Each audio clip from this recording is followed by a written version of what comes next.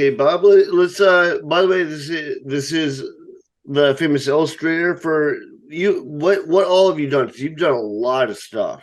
Oh boy, where do I start? I started science fiction business in the 1980s, and I always liked monster movies and science fiction movies and all that kind of stuff like that. And I've done so much, and as I got into the 90s and everything, I kind of be able to play with my passion for kaiju and Godzilla and things of that nature. So I got Godzilla. I did Godzilla, and things got kind of nice into that, and I did a lot of some of the comics, and both for Dark Horse and IDW. And presently, I just finished up my King Kong project. It's going to be this gorgeous book of 90th anniversary of King Kong. So Well, I remember the first time that, like, I saw your stuff around, but the first time I really recognized it is I'm a big Lovecraft fan. I saw you did a painting of Cthulhu, like yeah, with his city of Rayla behind him and everything. And I bought that as a print. And when our shop burned down, I rebought it. In yeah, fact, that's I fun. was at the Necronomicon. Yeah, that's where I got it from you. Yeah, And right, right, right. I got another Cthulhu one from you. But yeah, no, I like your take.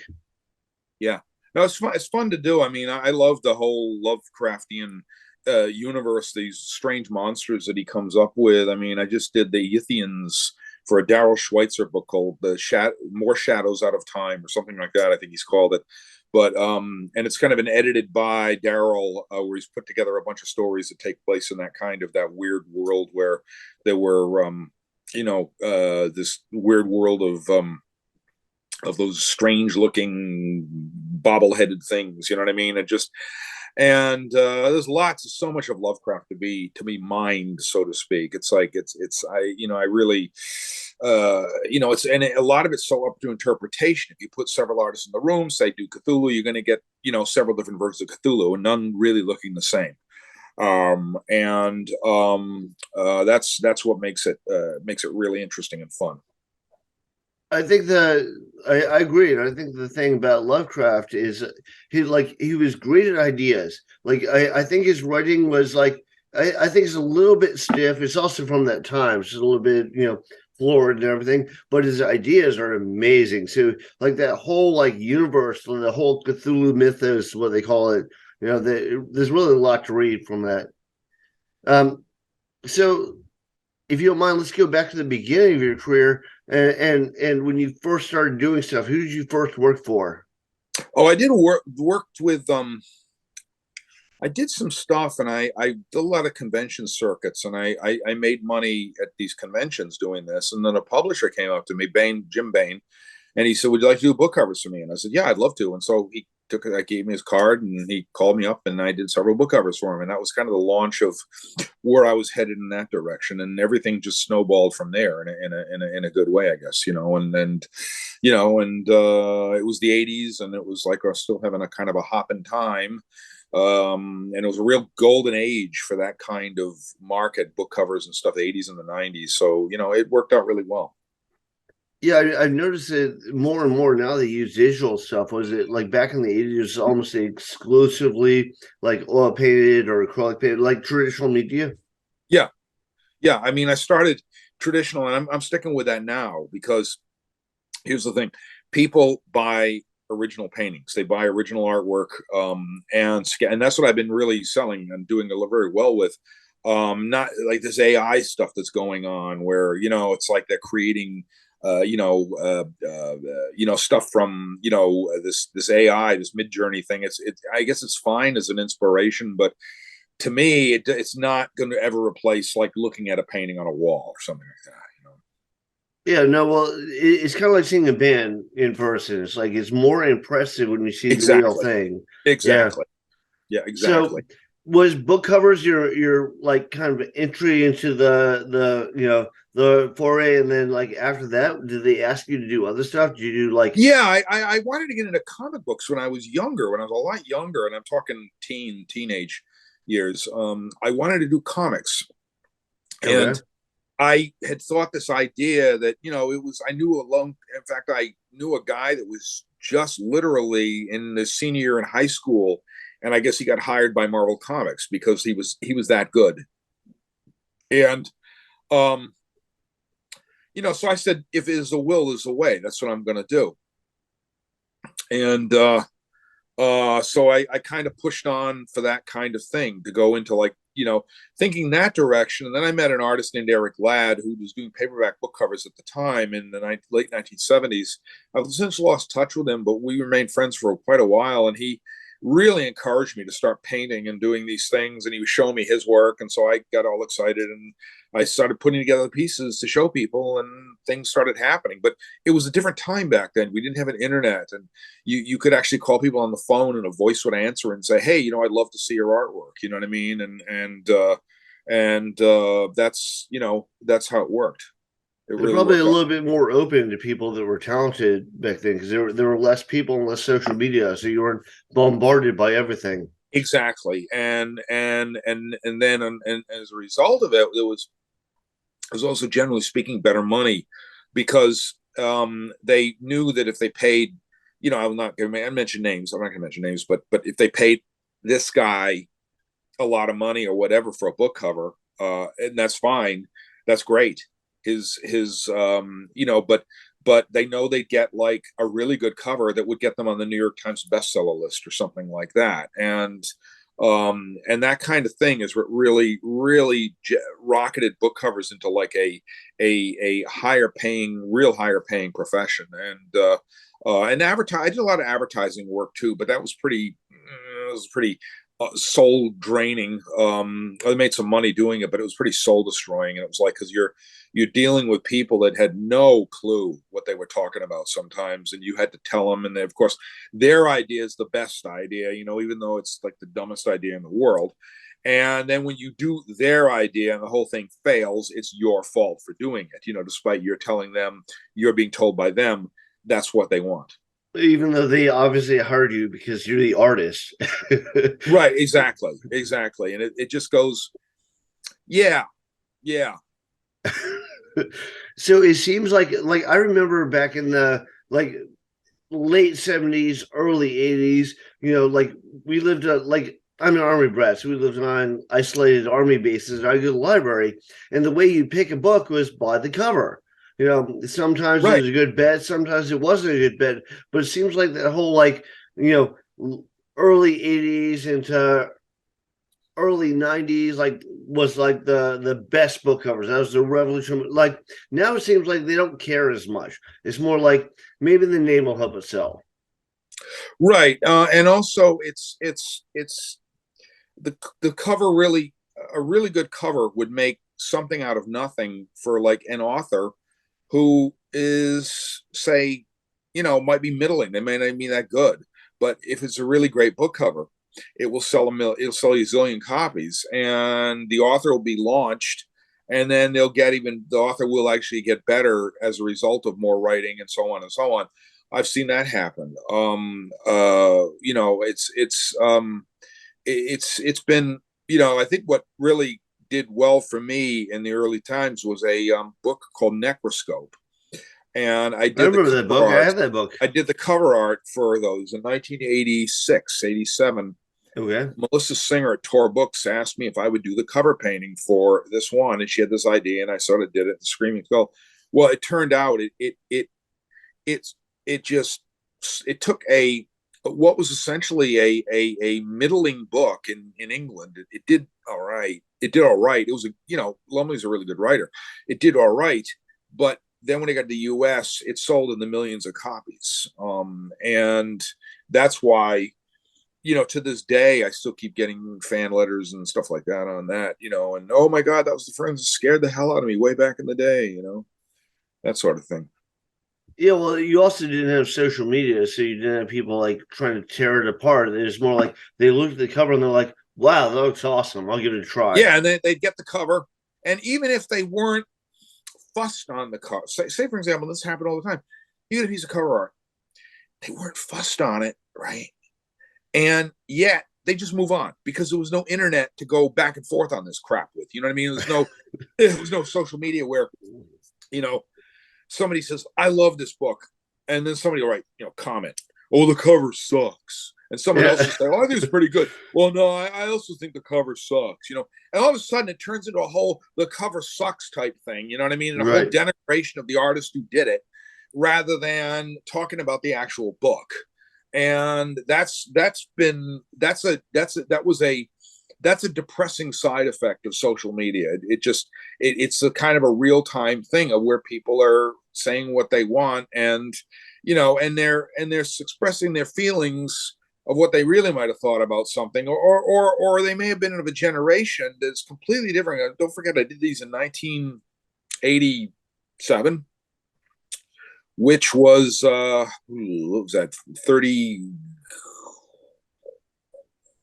36 years ago or something, 35 years ago. Okay. And there's a whole new generation. There's a whole new, new 20 somethings that come into the fray, and they're reading books. And no, that isn't the way that isn't how they see things. They want to see things simpler. They want to see things a little more streamlined. And as such, the new current reissue of Necroscope doesn't even feature my covers anymore, but it's got this really strange digital kind of photo digital kind of thing with just Necroscope and no fancy type anymore. It's bland, it's gray, and the type is in red. And a lot of the diehard fans of it and completists who buy every issue of it comes out, they're saying, "Oh, it looks terrible, looks terrible, looks terrible." Yet others will say, "Oh, I think it looks pretty cool because it's minimalist and it's an easy grab." If you go, one of the things that was really interesting is there's a place in Connecticut called the Book Barn, and they have these great old entire section of basically half a shop full of science fiction books. And they have one area where they've gone and they've taken a total, those display cases that Walden Books had and all that stuff like that. Borders had all the paperback displays. Are there any Walden Books left? What's that? Are there any Walden Books left? I think there's Borders left. Yeah, no, they're all gone. But what had happened was the Book Barn had bought these things cheap, these display cases, like dirt cheap. I mean, they're just getting rid of the fixtures, so they would buy them too.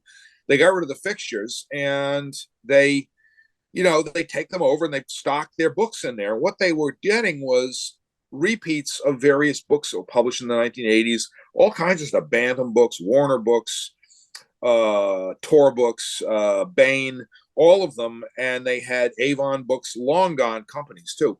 And they put everything in this, they put everything in rows and line them up. And I had the photo of it I had to take, and you couldn't believe it. The shelf was just bursting with color. Everywhere you looked, you could say, that's a Michael Whalen. That's a Vincent DeFate. That's a Richard Hescox. That's a, whoever. Right. I literally sit there and say that, that's a Darrell Sweet. That's a, each ending had its individual look to it. And now I could take the same photographs in the Barnes & Noble down the street of what their science fiction bookshelf looks like now. And you're kind of going, who's that? Yeah. It's all dark. It seems more muted too. Like instead of you having like all this like wonderful world spread out in front of you, it's more like black primary colors, big author names, and that's it. Yeah, exactly. And what they're going for, a lot of the book covers went for, is the James Patterson look, and the whole one guy that had sold a British author's name evades me, but he did a Perdido Station, I think his book was called, and he did this China Meeville, that's his name. Anyway, he did this book, and Perdido Station, it was like this very weird, wild alien city that was made of insects. They're literally buildings made of insects and bugs and giant-sized things and all that stuff. Very organic and weird, and it's screaming for artwork. And somebody did do a illustrated version of it. Les Edwards did the artwork for it. It was really great. And the pictures, but the issue of it that I think it was Del Rey Books or somebody put out, it was this like kind of a funny amulet, and then there was like flowers in it or something, flowers around. It was just really weird. Relate to the meat of the story. Yeah, and it had like Perdido Station, and this huge type all the way down the side. And what they were saying was that it was a very successful look for them because they were selling something that ordinarily people wouldn't really look at, who are not they're not into science fiction or fantasy or horror.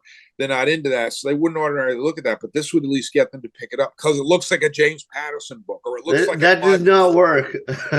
it looks like a Clive Cussler book, or Yeah. that kind of thing. And there's this that's what happened. They got on this thing, and it's not that they cheaping out. They're not cheap to do these things, and they're never cheap. It's just like they just have gone in this other direction to make things look differently, you know.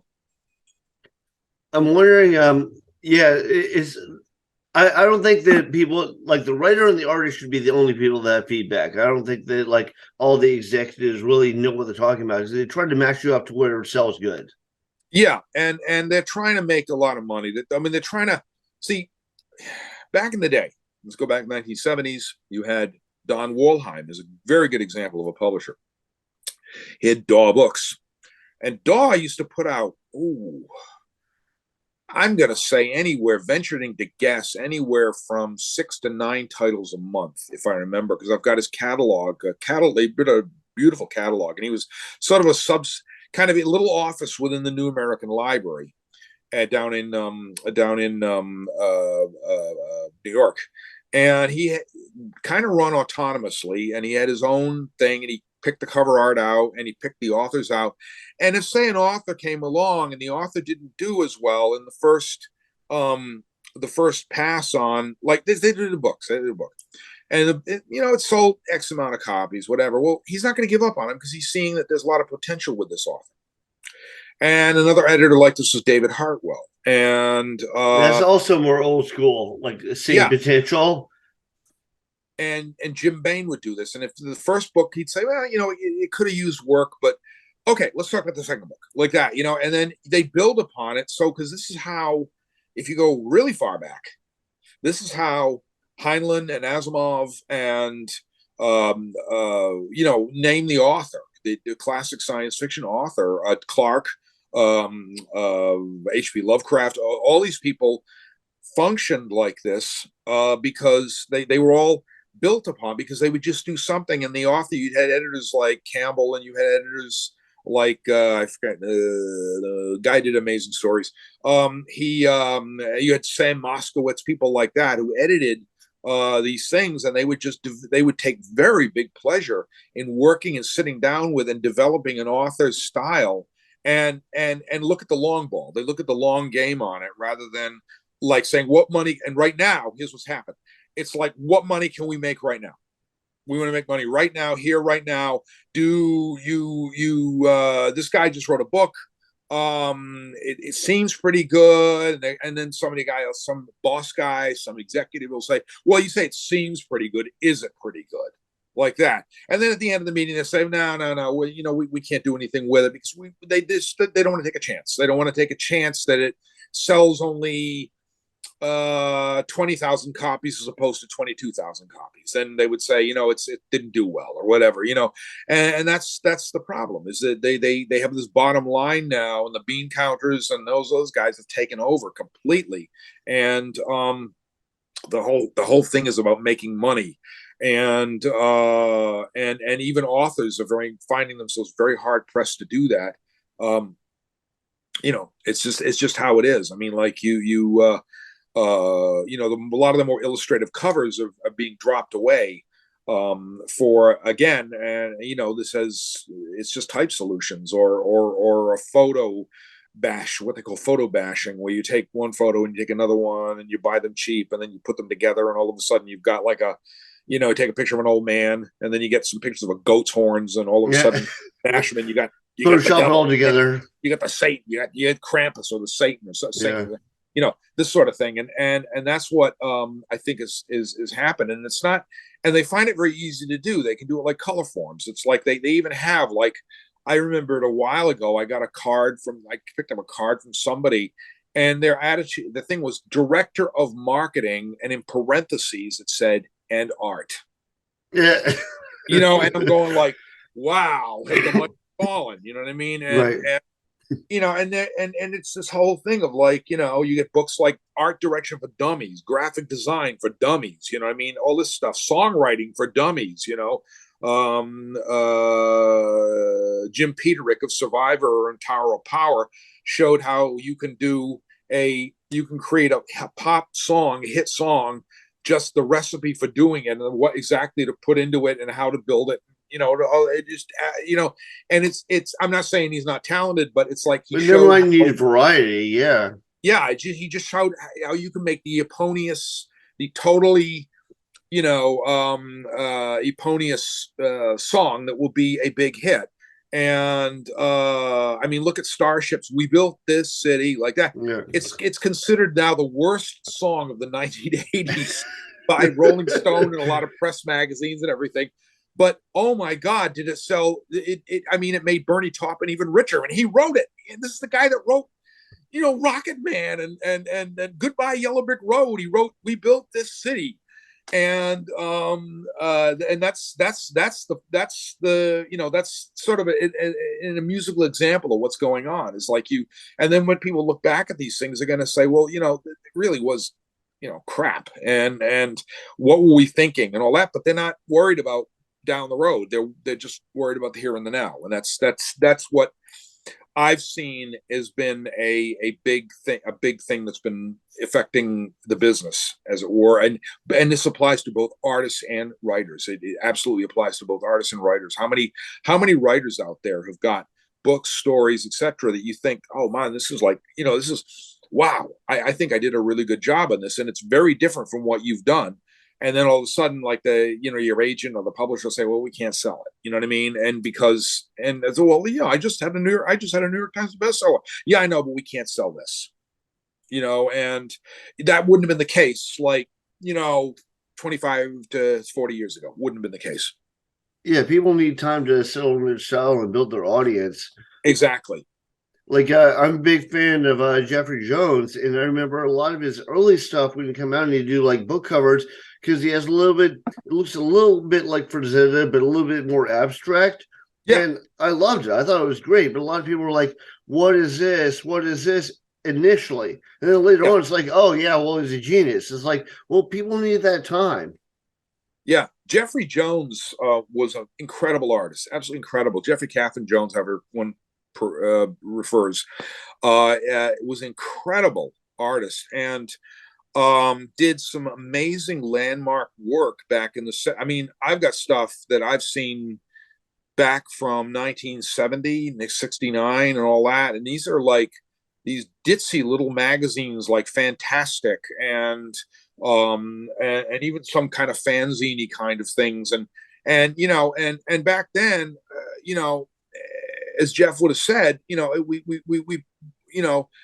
I would have gotten $200 for this. Well, back then, $200 is a lot of money, and now it's not, and that's what happens with I mean, like, all this stuff that came out, and it was because, again, some of the publishers, they couldn't afford Frazetta, or Frazetta wouldn't do it, or whatever, and then you had like your Jeffrey Jones, and he kind of became this. Some would say the step in for Frazetta, but I actually never saw that. I always saw Jones's work as kind of Homer-esque and very, very, very fine art. Not that Frazetta's isn't, but I could see the absolute differences. But it was that Frazetta complimented him big time. He was like, "This guy is the best living artist." That's what he said. He said, Frazetta said, "I wish I could paint like that," and it was to do with. Mike Kaluta said this. I don't know what the depths of the story of the truth is, but apparently Jones had broken his wrist or something earlier in life, and it never mended correctly. So he had this kind of, this is what I heard. I don't, I may be full of crap. I don't know, but he had this bent wrist in some way. It was a twisted wrist, and it wasn't sitting right, but it made his hand work so that he could do these, things with it that other people don't normally do with a brush, and or think to do. And I mean, it's a great story. I don't know if it's true, but it's a great story. Yeah, that's what I heard. It's like Mike Kaluta said something once. He said he goes, yeah, we're in the studio and That guy's a talent too. I love his stuff. he goes, yeah, he's great. He goes, we're cursing that broken wrist of his that he got. You know what I mean? And I'm going, like that. And he said, yeah, he said it was like back in the day. He said he said he had an injury to it, and he said it kind of, he claimed that it was like something that good that happened to him out of something, but you know what I mean. Right. He found he could paint better with it, and but that may be just a story. I don't know, but I heard, but yeah, Frazetta said the same exact thing, and there was a style of that kind of work, and a lot of it was Warren magazines really, really promoted that kind of work of Frazetta's and Jones's and Ken Kelly, who is a nephew of Ellie Frazetta, and he got some quick crash lessons from Frank on painting and things like that in the early 1970s. And that's where he came from. And Ken recently just passed away, but he was a guy that they would ask him in 1974 in Basil Gogos stopped working from Famous Monsters because Warren wasn't paying him or something like that. He wasn't working for the so Warren magazine. He just said, I can you just paint me 5? I need 5 covers. Just here's some stuff. Just do some movie monster stuff. And Ken had like 3 weeks to do it in or something. And he did like 5 covers. And he told me what he got for money, and it would have been nothing now, but back then it was enough to pay the rent and then some and then some. And I mean, he did well with it. And but I mean, this is I love that kind of brush painty kind of work, and that's Jones is a big inspiration, and Jones is just does such grand work, really grand. What do you think of Mike Mignola, the guy who does Hellboy? I love Mike. Yeah. Mike I'm friends with, and Mike is boy, his style changed too. He did in the late 80s, early 90s. He had this completely I'm going to call it a very Marvel Comics style. I mean, and that's the best way I can sum it up. But then he broke away and he got into this much more graphic style, and that's what he continues today. And yeah, I mean, his inks, it's so storytelling. They're just little illustrations. It's so every single little just a doodle and storytelling. So when Mike is, I love Mike's stuff. He's quite. I've had a lot of his books. I've got a lot of his art books. Yeah, I love his stuff. Going back to the whole like trends, and like the modern trend is like the digital as opposed to traditional media sort of thing. It seems like stuff like that is very much of the era. You're like, oh, that's the 70s. Oh, that's the 90s. Oh yeah, it's like yeah. It doesn't hold up. Like a well done painting, you can like 30 years later, you're still like, that's an amazing painting. Yeah, and what the story was, why you had Kelly Freas, who did some really prolific stuff in the 1970s as well. The reason why these guys got away with kind of that looser, Frazetta did it, Jones did it, there's brush strokes and really great. Vincent DeFate did it, kind of really great, movement in their paintings. You know what I mean? Like a really great fine art look to them. And the reason why they got away with it was, and this is pointed out by Vincent DeFate, I'll credit him on this observation, is that the reality is that visual effects in movies got more and more sophisticated. So back in the 50s, 60s, and so on, and even some of the 70s, we had these kind of visual effects that were, they were fun, they were cheesy, they were a little bit in camera a lot of times, and you took it for what it was. It was what it was, you know what I mean? And you knew that, hey, look, at least it looked like the rocket ship lifted off from the moon, and yeah, that's fine. We'll go with it, and you kind of knew it was a visual effect. Well, as we got into like the now digital age, and you got James Cameron's Avatar stuff that he's doing, you have these incredible, I mean, you see the skin pores and everything all rendered, and that's been a sort of an ongoing thing from the 80s on, as Star Wars and Star Trek and all that got way more sophisticated in their special effects, and more detailed. A lot of people expected that kind of detail to translate over to artwork, i.e. on book covers and so on and so on. So you get a spaceship and they want to see every little sort of single seam on it, or every little whatever rivet, whatever you want to put on them. I mean, they want to see every single thing, and the reality is it's not necessary, because the painting is going down from this to this. And one of my biggest inspirations that I love is I study matte paintings, and I'm talking the old matte paintings of Hollywood from when before we had this digital matte painting stuff that was going on. And these matte paintings are Albert Whitlock, Peter Ellenshaw. They were absolute legends that did these things, and they would literally their motif was stand back and poke at the painting. You stand back and use a big brush and poke at it and work at it. And going back to Jeff Jones did that too. But the way that these guys worked was they would sort of poke at the painting and stab at it, and it was something that if you got a happy accident, right, you got like a smudge of paint and it looks great, right? I collect an image file just for my own giggles and my own kicks and happiness. And I have one on matte paintings, and an auction house had up some really great matte paintings that Sid Dutton did for the Star Trek Next Generation series. And so I think Buck Rogers, he did one for that too, the old series.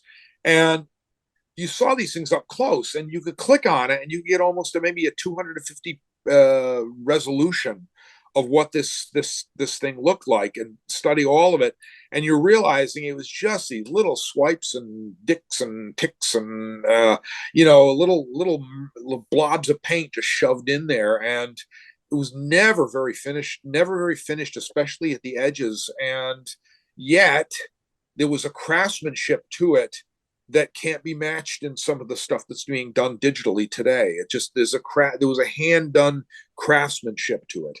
That and that's something to value, because and some of these and also the thing about matte paintings works like this, is that when they ordered them for a shot, like a movie like The Hindenburg, for instance, which was almost completely done with matte paintings, and there was some model work, but it was Albert Whitlock did something like 50 matte paintings for it, or something like that. And these are big 6-foot thing longs that painted on glass. Okay. And he would do these things, and he had an assistant and all that.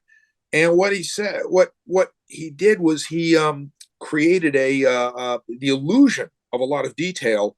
And when you get up close to the paintings, that illusion just fades away. It's like, whew, like that. It's like, oh my God, it's just a smear of paint, or it's just this, or it's just that. And that is the true art of it, is that you've been led to believe that is, a really detailed thing, and it actually isn't. And further, the matte painting work in these movies was really great about them, is that they had to think out the shots. This speaks a lot well for the film industry and how we're complaining about the film industry now versus classic movies of then. The matte work was one of these things where they had to plan a shot out. They did this at the end of Mel Brooks's History of the World. There's this giant Albert Whitlock painting of these stone letters, and it's like end of part one. I forgot what it says, but it's this big. And the thing is this ooh and ah reveal when they show this kind of stuff. And the same applies to monster movies. The same applies to everything. There's this ooh and ah buildup.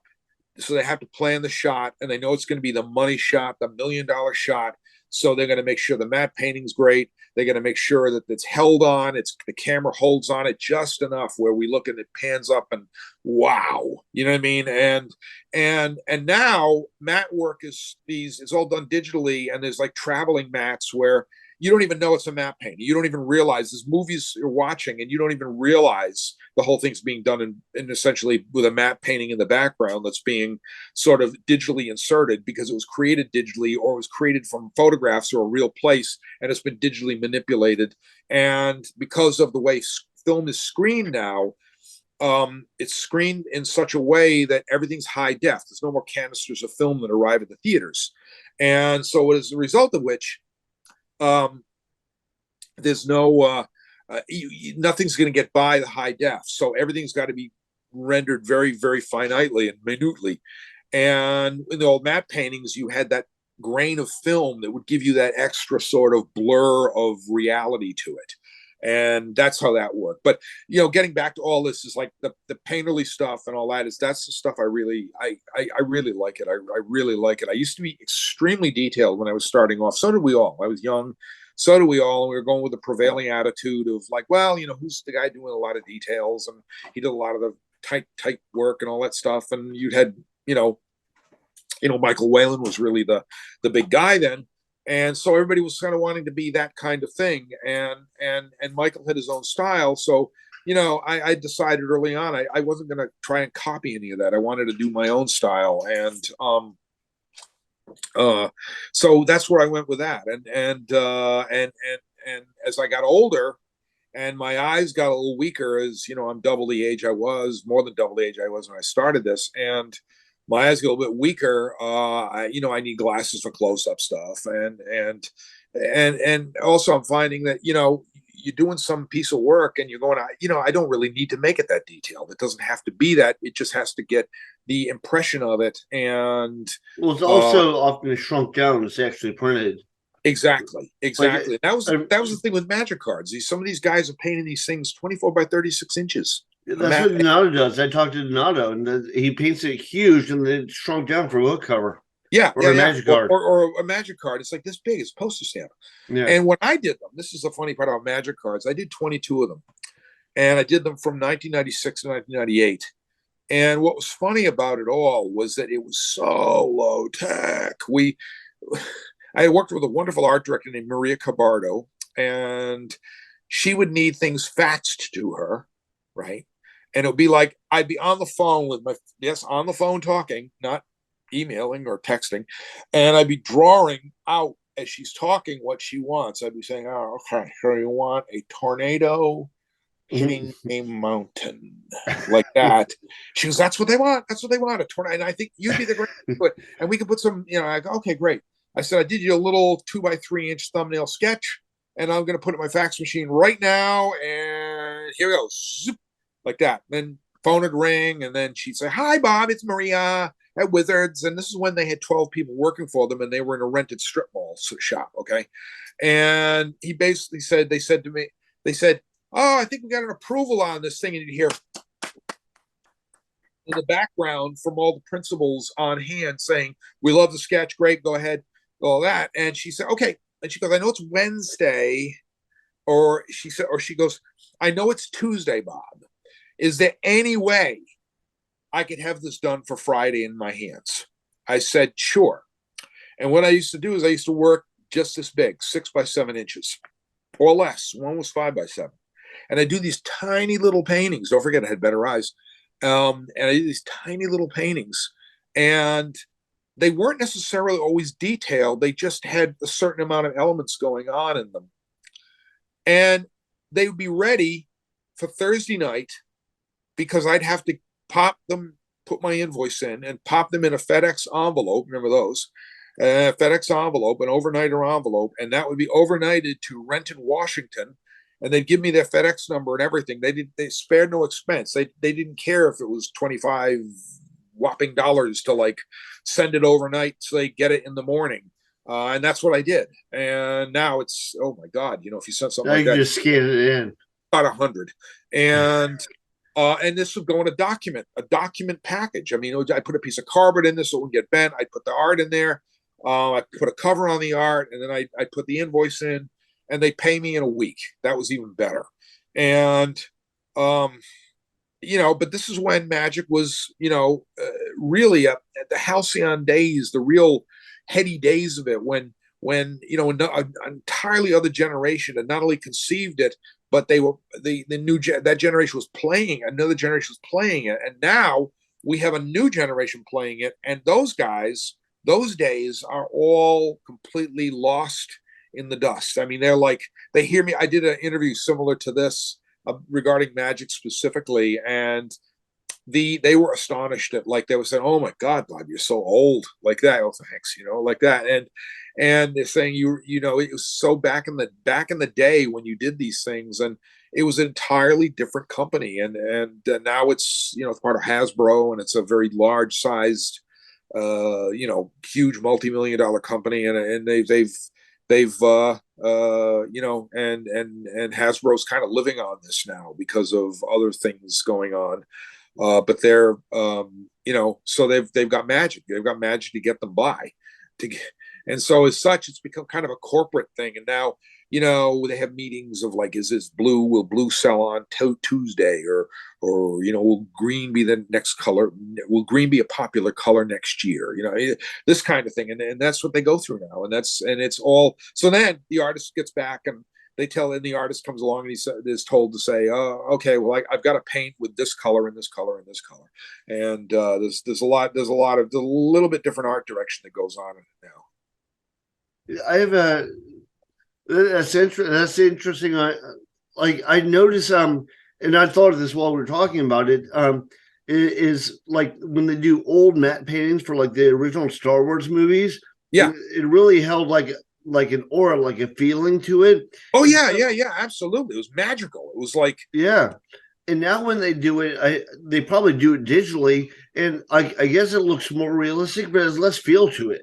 Yeah, I mean, like they had, oh my God, in this Return of the Jedi, for instance, and they kept it. Lucasfilm wisely did keep some of the nice mats. The Return of the Jedi, there's a matte painting of Jabba's palace, and it was done by Michael Pangrazio, who's one of the greatest matte painters ever. And he did this beautiful, beautiful rendering. And when you get up close to it, right up close, there's nothing. There's just, you know what I mean? It's just like these little ticks of paint, and he's obvious. I mean, he's obvious, but work into it. But some of it's a shot with the toad thing on the road, and if you look at the rocks, it just kind of like where he took paint, and just kind of did that with it. And it was like it's nothing to it, and and that's what made it. That's what sold the illusion of it being photographic. And there was a sort of and they held on the palace for a long time. You had this nice, like 3 or 4 second shot of the palace, which is an eternity in filmmaking. Is they hold on it for a long time. And that's what you had the benefit of. You get to hold on things and the reveal of Jabba's palace, and you see the 2 suns rising, and you're going like, ooh, this is like, wow, the big reveal. This is where Jabba lives, and that's and it sets the course of where we're going with the story. It's a greatly paced moment where we're going with the story, and the same thing happened with, like, remember Mos Eisley Spaceport. You'll never find a more wretched hive of scum and villainy. We must be cautious, like that, And he would point out and you hear da-da, like that, and you see this da-da-da-da, like that. You see this crisscross of city structure-y things in the middle of this desert planet, and when you see that painting up close, it's all just little lines. It's all little horizontal and vertical lines with little dibs and dabs on them that catch the light. And this is important, is that ILM told me this when I had talked to some people from ILM. The important thing about doing a matte painting was capturing that time of day and capturing the light, the matching light that was the real light coming in from outside reality. Yeah, no, I guess if you knew what you're doing, then it blends in perfectly and like it enhances the story. I've seen plenty of matte paintings on like much lower budget movies where you're like, that's a matte painting. And it's just like, I guess the artwork is enough to draw it out. Yeah. Some of them are ghastly. There's one, oh my, I can't even think of the name of it, but it apparently has on record. It might have been one of those. Remember Alan Quartermain and the Lost City of Gold with Sharon Stone? Yeah. It might have been that, and it was just, oh my God! It was just this matte painting. It was ghastly. It was just ghastly, and it's become reviled amongst the matte painting community as like some of the worst work ever done. But then again, we're talking about Canon Films, because Canon Films would do a film and they'd run out of money linearly as they were making the movie. So that by the time they got to the visual effects, they need a trained monkey to pay, and they got a trained monkey, but they need a trained monkey to do the matte paintings, because they didn't have the money to afford anybody really good. And and that was what was that's some of them are truly ghastly, and but it's just incredible to see this stuff when you see the illusion that was being created. There was this beautiful idea of creating an illusion, and that's what made it work. Yeah, no.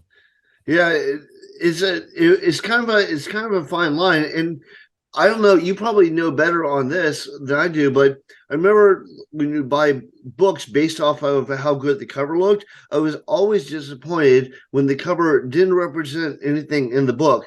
And I remember there were a number of artists that, like, I read like their biography, and they were talking about what they did, and like some of them were like, we didn't even read the book. We just get Right. the title and like come up with an image for it. Yeah, they didn't even have the book ready, and that's happened to me a number of times. And I've had to get a brief, like where a quote from the book of what it's actually about. And they said, "Okay, Bob." One company gave me one. They said, "This is going to be the part of the story I think it'd be of interest to you." And it was a description of the spaceship and its orbit, parked in orbit around Jupiter, and this sort of thing. And I said, "Okay, great, let's go with that." And that's what we did. And I think that a lot of these things were badly. I mean, they just didn't have a book, or failing all that, they had a book, and they said things like, "Well, the heroine in it, she's got red hair," and they'd say the art director would very honestly say, "Well, she's got red hair. We're going to ask you to make her blonde because blondes sell better." And so you'd miss these very important things like that. And it would be a deliberate thing. And they'd say, "Oh, well, I mean, people are going to complain, but it's artistic license. Sorry." It's artistic license. Well, I remember as like an 11-year-old kid, and you'd be like, "Wait a minute, that person doesn't have the hair color. What's going on here?" And I'd be seriously offended. But you're also an 11-year-old kid, so you probably Yeah. have less tolerance about that stuff. One thing that I run into, like I've done like album covers, and they'll say, "Yeah, it's great, but can you move the head like 45 degrees?" You're like, "Dude, this isn't digital. This is oil painting." Right. Exactly. And that's when you have people, they go in and they try to Photoshop something, and they wreck it. You know what I mean? That's happened to any number of book covers that I've not personally worked on myself, but I've seen other artists, their work has been Photoshopped, has been manipulated with, or they've gotten somebody of a lot less caliber, an artist, to go in and do these touch ups. Right. Well, I know that they did I know they did Frank Miller when he did he was like successful off of Dark Knight, so they asked him to do RoboCop. So he did Yeah. the script for RoboCop 2. And his script they didn't use.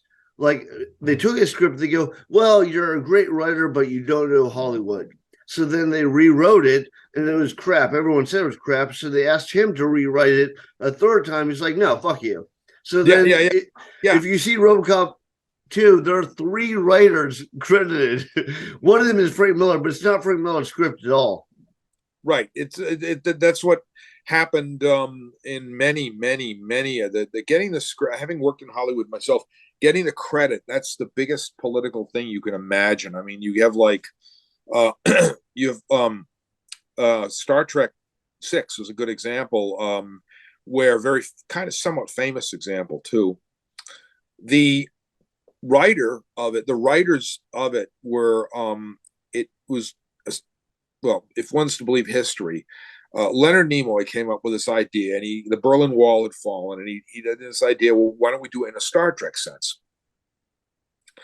And so he got together with Nick Meyer, and they got together and they hashed out the story. And Nick Meyer said, "Well, I got the writer for it. His name's Denny Martin Flynn, and he can put this all together for us." And so he wrote it, and then they brought in I think his name is Lawrence Connor and Mark Rosenthal, and they are really well known. They're kind of script doctors in a sense. I mean they're they know how to get in, and they've done a zillion Hollywood productions, but they know how to punch up something, if you know what I'm saying. They punch up the script, and that's what they were essentially trying to do. They were trying to get it, a little bit so it wasn't getting stuck in the mud in certain areas and things of that nature. And the result was that Leonard Nimoy tried to sue, like the Hollywood Writers Guild, or something stupid, because he didn't want Connor and Rosenthal getting their credit on this thing because he felt they just doctored things up. They didn't write anything, which probably wasn't true. They did write something, but that's the way it was. The political wrangling that was going on, and believe me, I worked on 2 motion pictures, and I got credit on. They were pretty big releases.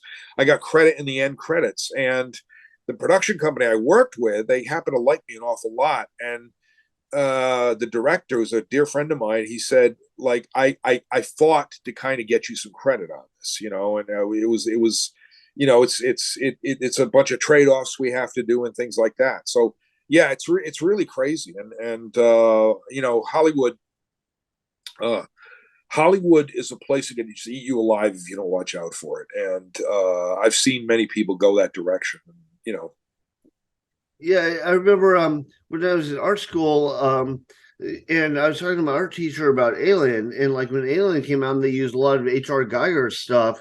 Like, but if you see the original artwork it's based off of, it's not a direct copy. It's like they looked at his artwork and they were inspired, but they all of a sudden demoted him from like actual original artist to just an illustrator. Did you run into that at all? What it was that Geiger, or Giger, how he's pronounced, I don't know. He was introduced to me by my college professor, Enrico Pinardi, who's a really big fan of surrealistic art. And he goes, you're going to love this stuff. And so I kind of heard of Giger before Alien came out. And what Ridley Scott was, he went to an exhibition. They were trying to figure out how to create this titular monster like nothing anybody had ever seen.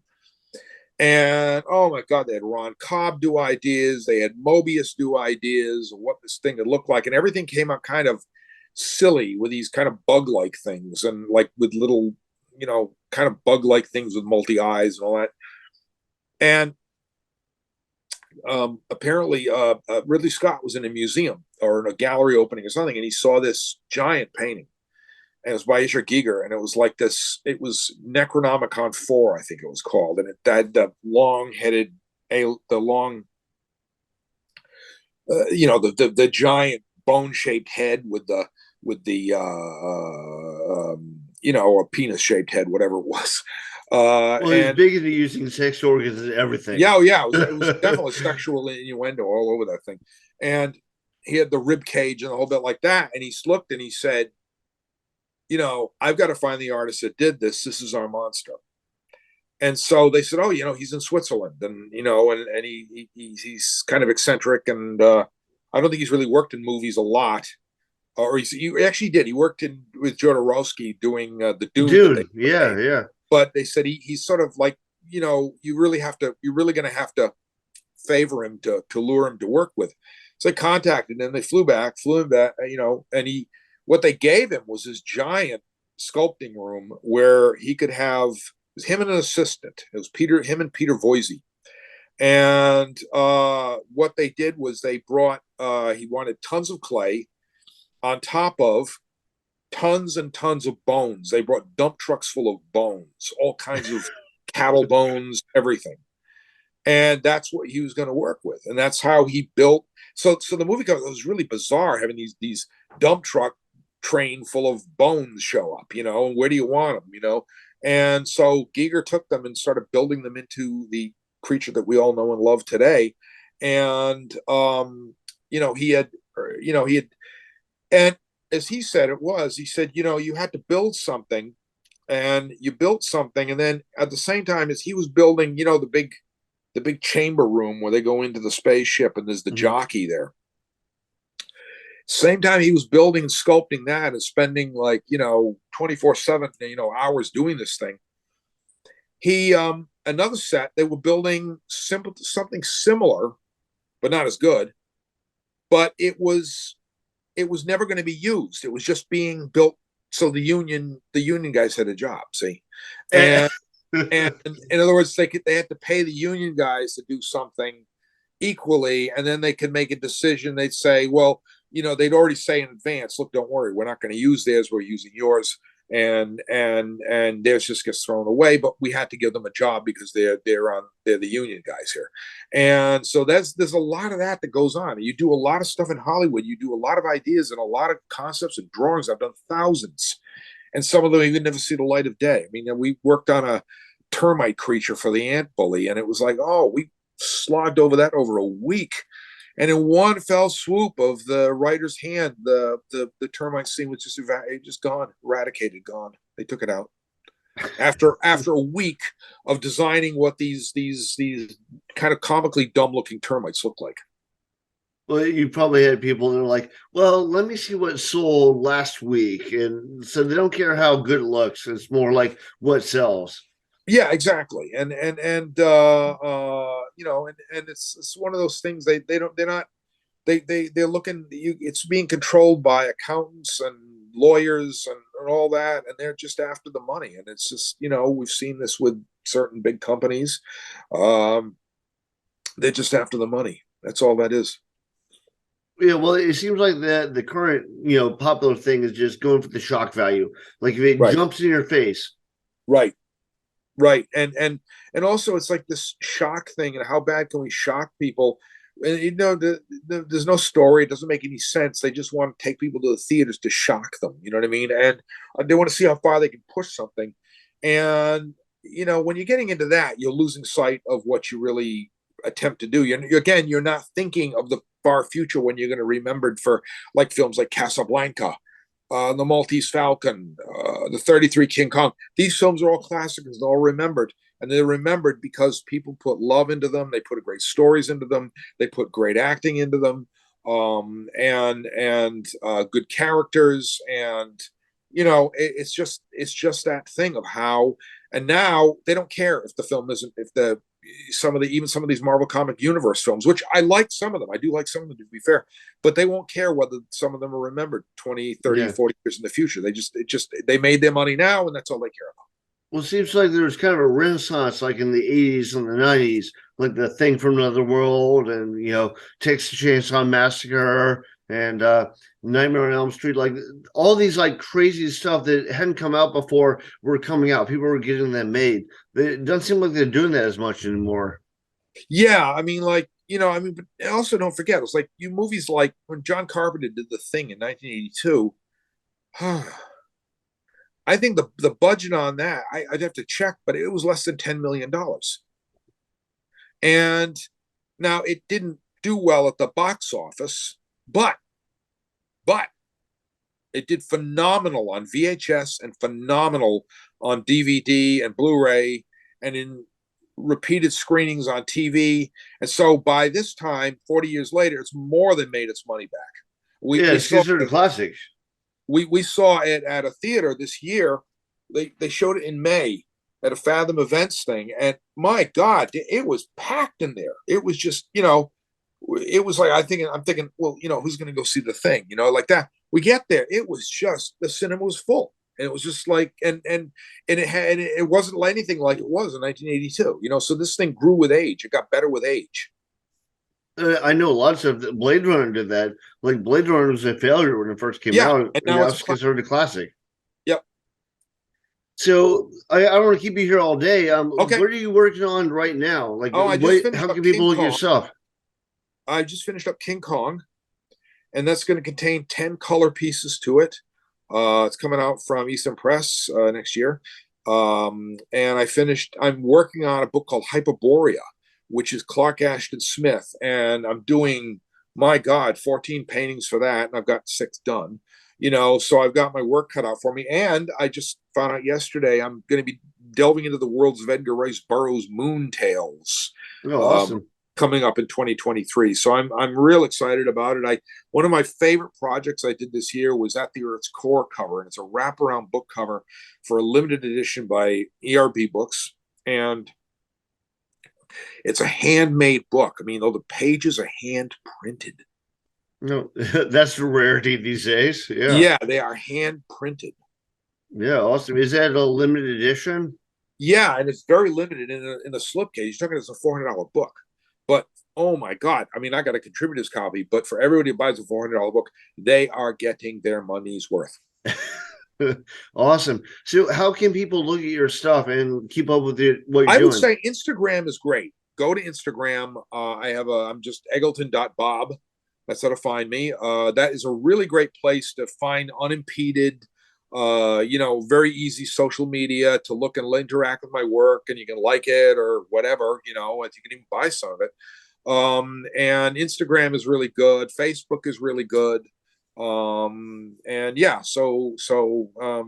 yeah, that's what I'm gonna suggest. And my website is very old, and I do apologize for it. I just haven't, with the last 10 years of my life being so crazy and getting everything done and various other things going on, I haven't had the time to catch up with it and rebuild it the way I wanted to. So, Could they you know, go on your website and buy prints and stuff like that? not yet. I'm working on that. I'm going to get like possibly an Etsy shop and things of this nature to do prints and to streamline things more. I'm going into a much more 2023 is going to be a very interesting time for me. I'm going to go into a much more of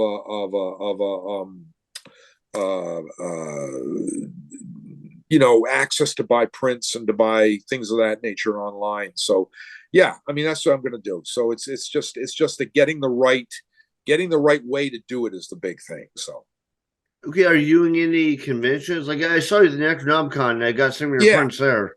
I just got back. I just got back with. I did one up in Boxborough, Mass. I'll be at BossCon coming up this February, and I'll be at a couple of others coming up in the year, like next year.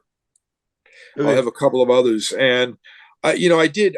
For a person who claimed I didn't do a lot of conventions. I did. I wound up doing 8 this year, and I was like, how did that happen? I just floored me.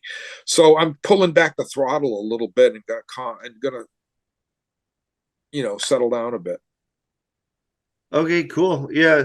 Everyone check out Bob's stuff and thanks for doing this interview and thanks No for all the problem. insight Like I said, into I'm the on industry. Facebook. I've got a public account, and also go to Instagram if you really want to see a lot of my work there, because there's a lot nice gallery of stuff, and it goes back over a couple of years. So nice stuff there, and yeah, and I put up a little notes on how it was done and whatnot like that. So, but great talking with you. Thank you.